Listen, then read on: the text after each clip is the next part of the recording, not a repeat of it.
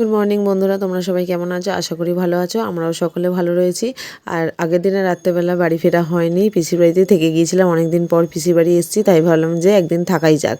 আর সকাল সকাল পিসি কী করেছে, মটন নিয়ে চলে এসেছে। আর মটন নিয়ে এসে বলছে রান্নাটা যেন আমি করি। ঠিক আছে, তাই আজকে ওদের আবদারটা রাখাই যাক। আগের দিনে দিদি রান্না করেছে, আজকে নয় আমি রান্নাটা করব। তাই সকাল সকাল আমার বর মটনটাকে ধুয়ে বেছে রেডি করে দিয়েছে। আমি প্রেসারে একটু নুন, হলুদ আর জল দিয়ে প্রেসারটা গ্যাসে বসিয়ে দিলাম। 2টো সিটি হলেই নামিয়ে নেব।